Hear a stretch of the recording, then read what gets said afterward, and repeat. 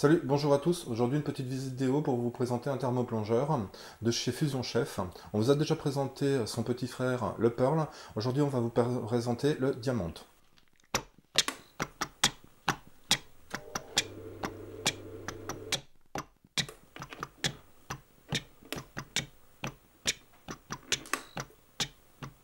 Comme je vous le disais juste avant le générique, aujourd'hui on va parler d'un thermoplongeur qui nous a été envoyé par Fusion Chef, une marque de jus labo, un fabricant allemand.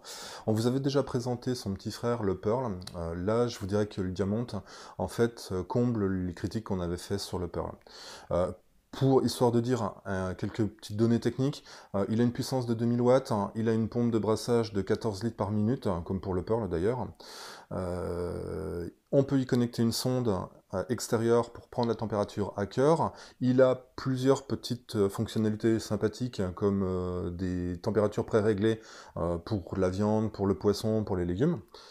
Quoi dire de plus? Ah oui, il y a une fiche et un soft également qui permet le suivi, en fait, d'enregistrer le suivi pour l'HACCP, mais on va voir ça un peu plus en profondeur dans la vidéo. Allez, je vous dis à tout de suite. Donc pour installer le Diamant, c'est pas très compliqué.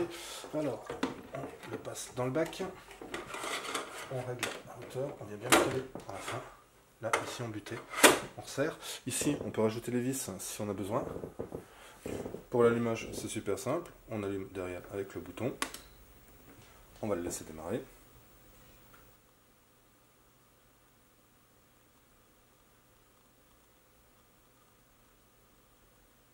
Voilà, il est démarré. Là, il nous indique la ligne supérieure, que là, il est en arrêt, en fait. Là, il nous indique sur la zone S, qui est le sensor, qui représente en fait la température que vous souhaitez obtenir. Et là, le I, c'est la température intérieure, en fait, dans le bac. Donc, je vais vous montrer comment ça fonctionne pour régler le sensor.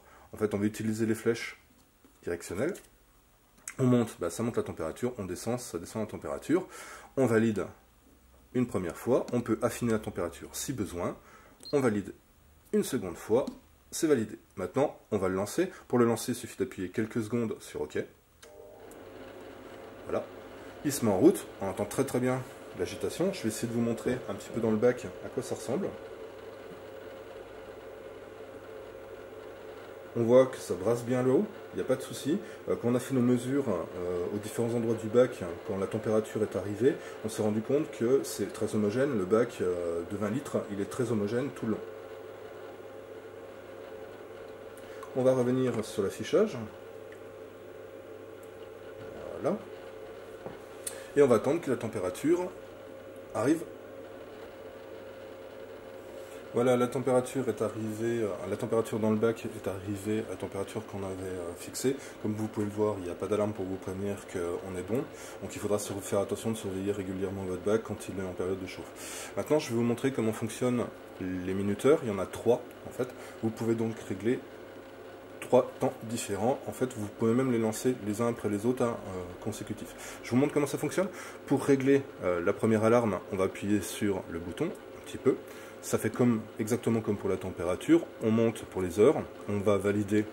Ensuite, on change les minutes. Là, je vais laisser comme c'est 1 minute pour que vous voyez et que ce soit pas trop long pour la vidéo. Voilà, là, elle est activée. On la retrouve ici où on a en fait le temps qui va s'écouler, qui va être décompté. On voit qu'elle est activée et l'envers. Je vais en profiter pour régler la seconde. Même méthode, moi c'est déjà pré-réglé.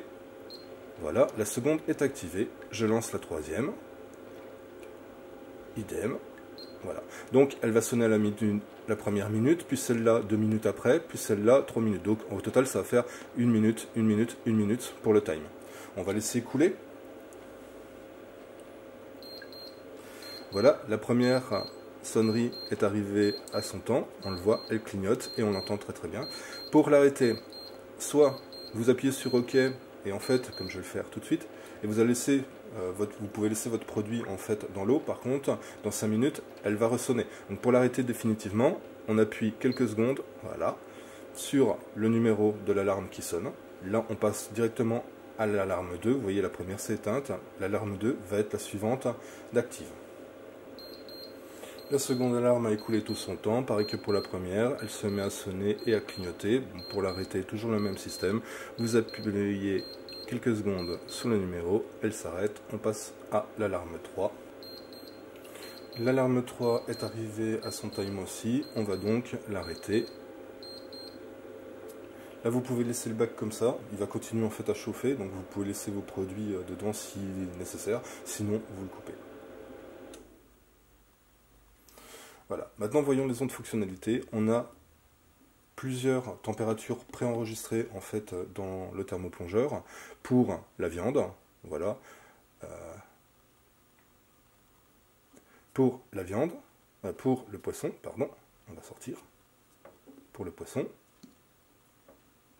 il y en a 5 en fait à chaque fois pour chacun. Pour les légumes, voilà. Alors, par contre, elles sont pré-réglées, mais on peut quand même les changer. Je vais vous montrer. On en a 5, comme je vous ai dit. La première, normalement, elle est à 58. Moi, c'est moi qui l'ai changée, en fait. On appuie quelques secondes. Et on peut la changer si on préfère avoir une valeur plus basse ou plus haute. On dit OK. OK, elle est validée. Si je ressors d'ici et que je reviens plus tard, la valeur a été enregistrée. Vous avez la possibilité de brancher une sonde à l'arrière du thermoplongeur Diamant. On va brancher le câble pour le relier au PC et démarrer. Voici une fois l'utilitaire EasyFusion Chef lancé, ce qu'on obtient quand on est en pleine cuisson.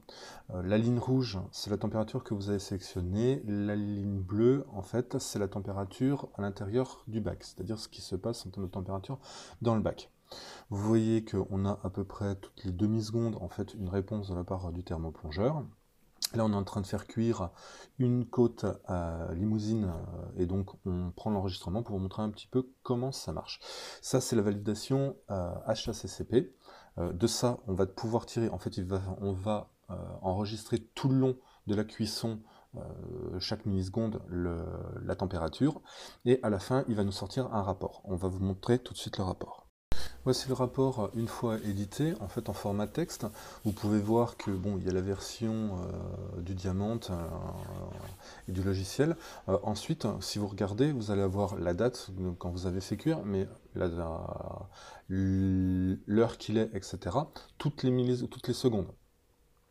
Et donc ça va enregistrer en fait toutes les secondes du point 0 au point 2000, 5000, suivant votre durée, avec à chaque fois la température dans le bac et la température que vous avez sélectionnée.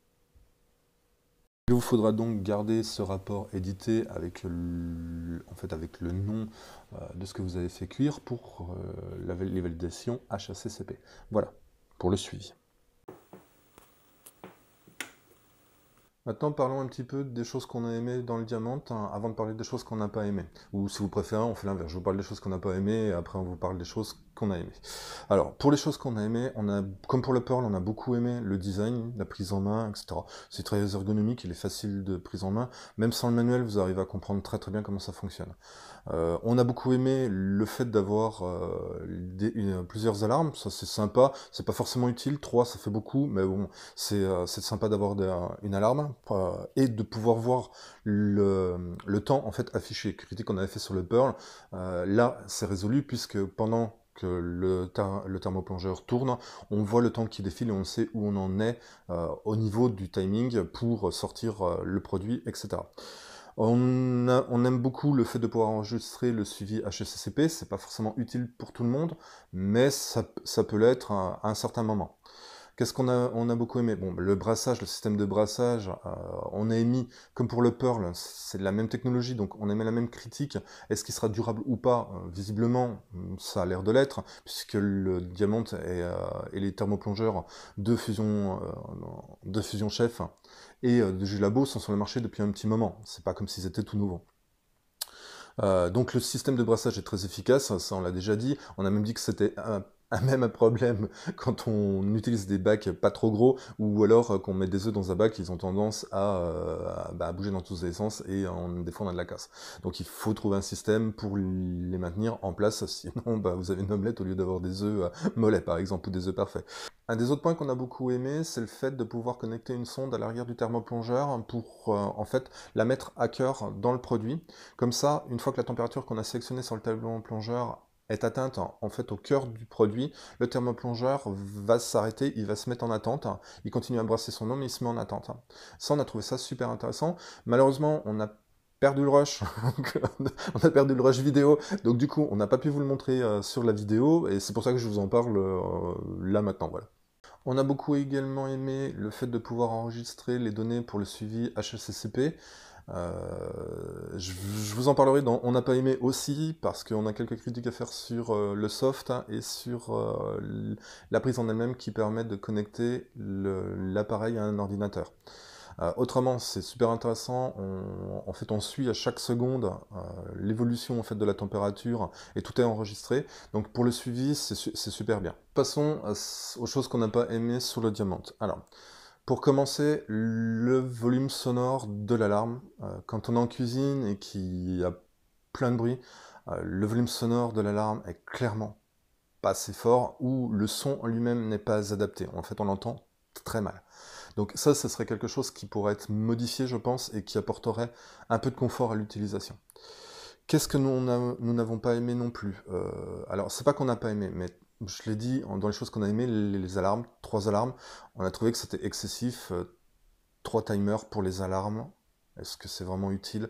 Nous, on n'en a pas vu l'utilité jusqu'à maintenant, peut-être qu'un autre en verra l'utilité. Le suivi HACCP. Alors là, c'est pas sur l'enregistrement que ça nous a gêné, parce qu'on a réussi à faire quelque chose avec. C'est plutôt le fait d'avoir un soft qui est soit en allemand, soit en anglais. Pour un produit destiné au marché français, on a trouvé que le fait de faire traduire le logiciel, ça pourrait aider un petit peu. On arrivera toujours pour des manips simples à s'en sortir avec l'anglais, mais c'est pas forcément évident pour tout le monde. Un autre point, à l'époque du Bluetooth, on a du mal à comprendre qu'on soit obligé de se connecter avec une prise qui est dinosauresque, je veux dire. En fait, moi, la dernière fois qu'on a vu une prise de ce genre-là, c'était sur Windows 95, quoi. Donc, à un moment donné, on trouve que c'est plus adapté. Voilà, une appli sur téléphone, connectée à du Bluetooth, du Wi-Fi, permettrait en fait d'être un peu plus moderne et d'être un peu plus réactif. Là, vous êtes obligé d'emmener votre ordinateur, de connecter un ordinateur en cuisine pour pouvoir faire l'enregistrement. Alors qu'on pourrait le faire totalement sur le téléphone et, je dirais, en main libre, quoi. Voilà, ça c'est les grosses critiques qu'on a à faire sur le Diamant en général. Bon, en guise de conclusion, c'est un très bon thermoplongeur de toute façon. Il y a quelques critiques, mais comme on a fait sur les autres thermoplongeurs, finalement, il n'y a pas de thermoplongeur parfait. Il faut juste voir s'il est adapté à ce que vous voulez faire. Bon, la vidéo est finie pour cette review. Je vous mets le lien pour toute la review complète. Il y a plus d'explications sur notre site. C'est juste en dessous. Si vous voulez liker, n'hésitez pas. Si vous voulez vous abonner, c'est pareil, hein. Plus on est nombreux, plus on est de fous, plus on rit, comme on dit. Et plus il y a de monde qui verra les vidéos, ça serait super. Si vous voulez partager, voilà, pareil, hein, c'est super génial. Et puis, si vous voulez nous soutenir, vous connaissez la formule, un petit Tipeee, voilà, c'est pas grand-chose.